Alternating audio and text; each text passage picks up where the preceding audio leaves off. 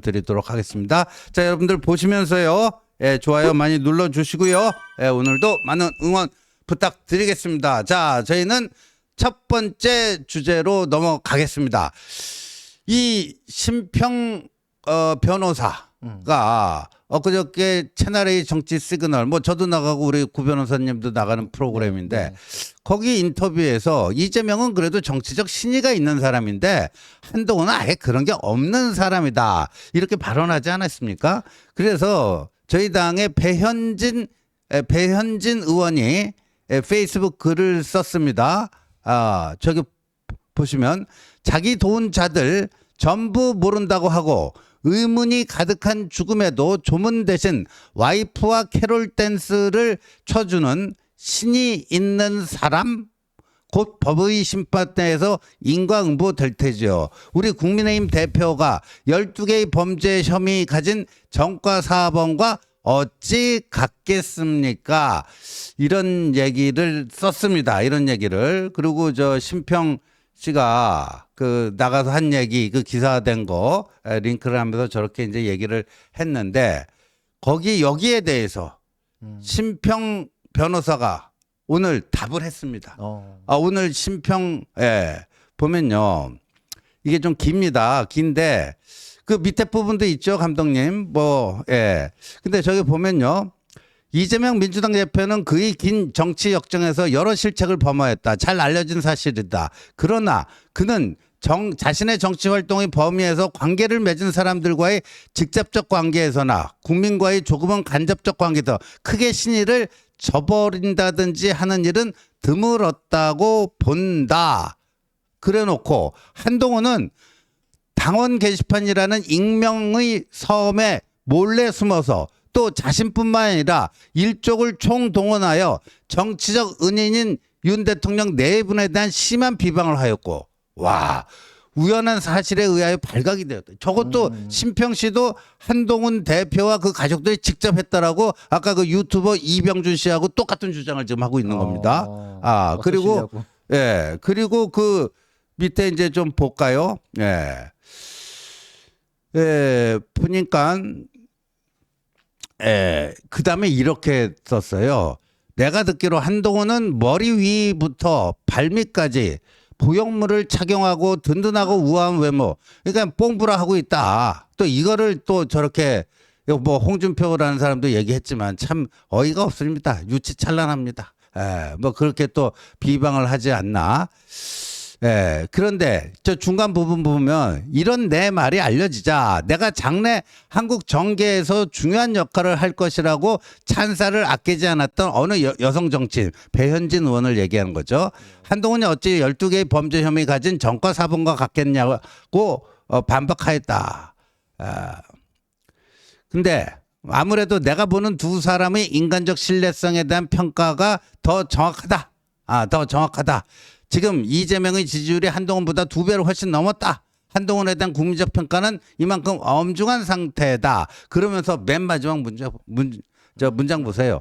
한동훈이 당대표직에 연연하여 물러서지 않는다면 지금 현저하게 나타난 보수 분열은 결코 수습되지 않을 것이다. 당연히 2027년 대선은 총선 때와 마찬가지로 참패로 끝날 것이며 이것은 제2차 보수의 괴멸로 이어지지 않을까?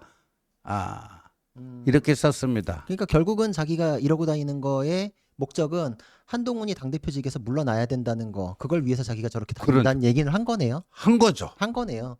자기의 목적을 명확히 드러냈네요. 그러니까 그런 얘기 하고 싶어가지고 이재명까지 끌고 와서 그렇게 칭송을 했는데 근데 또 그게 또 본심이더라고요. 보니까 이분은. 저는 이분에 대해서 사실 딱히 관심은 없는데 이분이 윤 대통령의 멘토라고 자처하고 다닐 때 왜 대통령실에서는 그런 사람은 우리랑 관련 없습니다라고 명시적으로 부인을 안 할까, 이게 굉장히 의아했거든요. 왜냐면 이분이 나와서 하는 얘기가 보수 이 지지층이나 여러 사람들한테 신뢰만 떨어뜨리는 말을 해서 윤 대통령에게 누거댔던 발언이 굉장히 많아요. 그렇죠. 신림동에서 반지하 그 침수 피해로 참사 벌어졌을 때도 윤 대통령이 이런 누추한 곳까지 오셔서 뭐 이런 식으로 발언해가지고 굉장히 어떻게 그런 얘기를 하냐 이렇게 또 막 이게 굉장히 악영향도 있었고 막 이랬거든요. 네. 근데 이분에 대해서는 딱히 개인사는 우리가 별로 이렇게 관심 없었잖아요. 말이 네. 그냥 신뢰가 안 가니까 그냥 치워놓는 그런 수준이었는데 이력을 쭉 보니까 이분은 한 번도 보수 진영에서 일해본 적은 없는 분이더라고요. 저는 그렇죠. 깜짝 놀란 게 네. 2003년에 정치 활동을 하셨어요. 2003년에 네네. 20년 전에 네. 열린우리당 경북도당 창당준비위원회. 맞습니다. 열린우리당이었고요. 그다음에 그랬더라고요. 이재명 성남시장 시절에 만든 뭐 싱크탱크가 있는데요. 거기 출신이에요.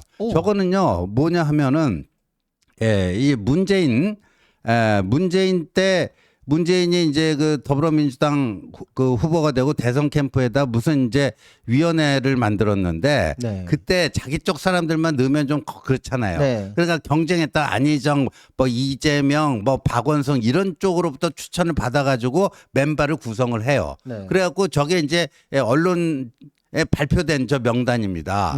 무슨 상임위원 해가지고요. 거기 이재명 측 해갖고 저기 네모해놨잖아요. 빨간 걸로. 추천을 받은 거네요. 그러니까요. 이재명 측의 추천을 받아서 저기 들어간 거잖아요. 그렇죠. 그래서 어떻게 저런 관계를 맺었을까라고 해서 또 찾아보니 네. 이분이 또 칼럼식으로 기고를 해서 이재명 대표를 엄청 그렇게 칭송하는 글을 많이 썼더라고요. 아, 그게 대표적인 게 그 신동아? 예. 그 감독님, 그 신동아 그거 한번 저게 2020년 10월 7일에 예. 심평 씨가 네. 신동아의 기고한 글입니다. 기고한 글. 이재명이라는 뜨거운 감자. 주요 내용만 제가 한번 좀 읽어드리겠습니다. 이재명은 일찌감치 우리 사회의 모순과 허위를 온몸으로 깨달으며 자라났다. 어렵게 변호사가 되자 기득권자의 탐욕에 의한 사회 구조의 왜곡을 시정하기 위해 자신의 정치 인생을 걸었다. 이런 이재명이야말로 말 그대로의 순수한 진보다. 민중당이나 정의당 혹은 더불어민주당은 껍데기 진보라는 말을 들어도 할 말이 없다. 이재명만이 진정한 의미의 진보고 민주당, 정의당, 민중당 다 사입이다, 껍데기다. 뭐 이런 얘기입니다. 그리고 또 이렇게도 얘기했어요. 총칼의 정치와 구호의 정치에 이은 위선의 정치가 종언을 고할 때가 됐다. 새로운 정치 지형이 꿈틀대기 시작했다. 위선의 정치가 끝난 뒤 우리는 국민 누구나 공동체에서 공정한 대접을 받는 공정의 정치를 기대할 수 있다. 특권적 소수의 이익이 아니라 국민 전체의 이익이 우선되는 정치 면이다. 이런 면에서 이재명이라는 지도자에게 희망을 본다. 그는 소년공 출신으로 죽음보다 더한 가난을 이겨내며 커온 사람이다. 지금까지 소위 극성스러운 문파들의 압력으로 그가 가진 인간 승리의 면이 많이 가려져 왔다. 차츰 대선일이 가까워지며 문파의 압력은 약해질 테고 그러면 그가 가진 스토리텔러로서의 탁월한 면이 좀 더 명확하게 부각될 것이다. 그러면서 이재명이 성남시장 시절에 자기가 만나서 나는 대화 내용도 소개를 하고 있습니다. 이게 그러니까 완전 이재명 빠네요. 그러니까 이재명 용비어천가 부른 사람 아니에요. 마지막에 이렇게 돼 있어요. 전 이게 완전히 놀랐는데 이재명은 민주당 나아가 한국 정치에 위대한 유산을 남길 것이다. 와. 그 유산을 살리면 진정한 진보가 이 땅에 뿌리내리게 된다. 그러니까 이분은 그냥 자기를 진보 진영의 사람으로 인식을 하고 있고 그렇죠. 이재명 대표도 여러 번 만났고 그리고 이재명 사람으로서 이재명이 위대한 유산을 남긴대. 야. 2020년부터 그런 분이었던 거예요. 네. 그러니까 저분이 지금 윤 대통령의 멘토라는 거를 그대로 놔두는 거는 우리 보수에게는 굉장히 치욕스러운 거죠. 그리고 아까 오늘 그 신평 씨가 쓴 그 페북 글 보면요. 지난 그 5월에 이제 윤 대통령과 그 다음 거요. 이재명과의 그 영수회담이 있지 않습니까? 그 밑에 부분. 저기 봐요. 나는 지난 총선 후 압승을 한 이 대표 측에서 협치내각 구성에 협조할 뜻이 있음을 대통령실에 전달해달라는 부탁을 받았다. 이재명 측으로부터 그런 부탁을 받고 그렇죠. 이거 전달을 했다라는 거예요. 용산에. 네. 근데 전달받은 측에서 그러니까 용산에서 이재명의 저희를 의심하는 기운이 있었어. 그래서 자기가 이렇게 변호를 해줬다는 거예요. 이재명은 온갖 어려운 과정을 거치며 성장한 사람이라 인정을 베풀 줄 알고 신의도 어느 정도 지킬 줄 아는 사람이다. 이재명은 한동훈처럼 신의를 헌신짝처럼 내버리는 사람은 결코 아니다. 이렇게 용산에 이재명 변호를 해줬다. 자기 고백을 하고 있잖아요. 첫 번째로 심평 씨는 평생을 좌파 진영에서 산 사람이에요. 그렇죠. 그리고 이재명을 칭송하는 사람인데 이재명과 윤 대통령을 이렇게 가깝게 붙여놓으려는 거는 지금 좌파 마인드에서 이 보수를 괴멸시키려는 공작을 하는 게 아닌가 이런 생각까지 들 정도인데 예. 왜 이재명을 칭송하는 그 마인드대로 해서 윤석열 대통령하고 연결을 시키려고 그러죠? 그렇죠. 그리고 그렇게 하다 보니까 무리순 게 이재명 대표 봐요. 신의를 지킨다고요? 지금 신의를 지키는 범죄자라는 개념이 있을 수 있는지 모르겠는데 일단 전과 사범이고 그 자신의 잘못들에 대해서 언급이 될 때마다 모든 주변 사람들을 다 부정해요. 지금 봐요. 대장동 처음 터졌을 때 예. 유동규가 주범이라 그랬어요. 나는 모른다. 유동규가 주범이다 그랬어요. 그랬죠. 대북 송금으로 수혜를 받는 건 정치적으로 본인인데도 불구하고 네. 이화영이 다 했대요. 그러니까요. 그죠? 예. 법인카드 의혹이 터지니까 음. 자기 입으로 막 3천만 원치 음식이 들어가는데도 나는 몰랐고 배소연 씨가 다 했대요. 그러니까요. 다 주변한테 다 떠넘기는 사람이 무슨 신의를 갖고 있는가. 정말 마지막 순간에 가차없이 버리는 게 김문기 씨는 대장동 사업의 핵심 인물이지만 모른대잖아요. 예. 이번 법원 판결에서 김문기 씨와의 기억, 골프 친 기억은 너무 특별한 기억이기 때문에 모를 수가 없다라고 해서 그 부분에 대해서는 유죄가 인정됐잖아요. 네. 근데 지금도 모른대요. 사람을 모른다, 부정하고 주변 사람들한테 떠넘기고 다 내치는데 신의를 얘기하는 거는 이건 언어 도단이죠. 야, 그래서요.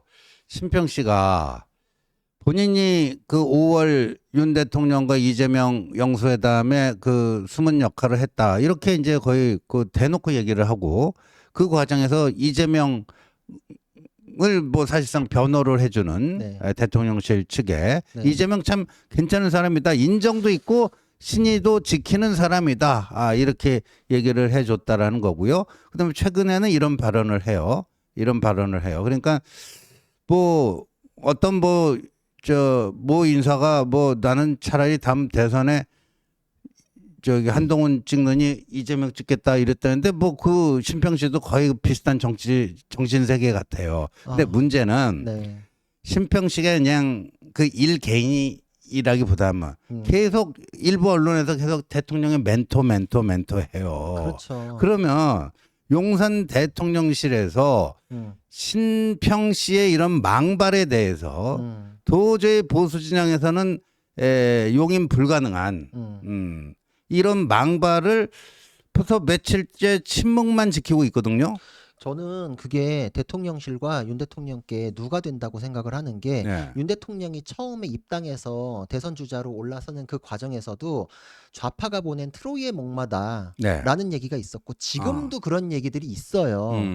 정말 보수 맞냐라는 얘기가 있는데 심평 씨의 이런 존재가 윤 대통령의 그런 얘기를 자꾸 부각시키게 하거든요. 그렇죠. 누가 되는 거예요? 왜 그런 사람을 멘토라고 표방하고 다니는 이런 상황에서 방송에 내보내게끔 이걸 방치하고 있는지 이런 거는 절대 대통령께 도움이 되지 않아요. 지금 한동훈과의 공격 때문에 또 친윤의 누군가는 또 그걸 이용하고자 하는 게 너무 눈에 보이는데 윤 대통령의 의중은 아니겠죠. 일개 패널을 대통령께서 뭐 이래라 저래라 하지 않겠죠. 그러니까 그 주변에서 그걸 이용하는 사람들이 정말 나쁜 것이고 대통령께 누가 되고 있다. 이거 명확히 규정해야 될 것 같아요. 근데요, 작년에요. 작년 8월 달에 어떤 일이 있었냐면요. 작년 8월 3일입니다. 8월 3일인데 심평 씨가 한 라디오에 나가서 윤 대통령이 도저히 국민의힘은 안 되겠다 해서 신당 창당까지 생각하신다는 말을 얼핏 들었다. 얼마나 신빙성 있는 말인지 모르겠지만 지금 윤 대통령이 내년 총선과 작년이니까 올 4월 총선을 얘기하는 거죠. 내년 총선과 관련해 심각한 고민을 갖고 계신 게 아닌가 싶다. 이런 또 폭탄 발언을 합니다. 그러니까 작년 8월 3일에 윤 대통령이 국민의힘이 도저히 안 될 것 같다면 국민의힘을 버리고 새롭게 당을 만들어서 신당 창당을 해서 총선에 임하려고 한다. 뭐 이런 얘기인데 그런데 이때는요. 그 다음 날 바로 그 다음 날 8월 4일에 용산 대통령실이 즉각적으로 반응을 했습니다. 당시 김은혜 대통령실 홍보수석이 서면 브리핑을 했어요. 서면 브리핑을 했는데 그대로 읽어드릴게요. 네.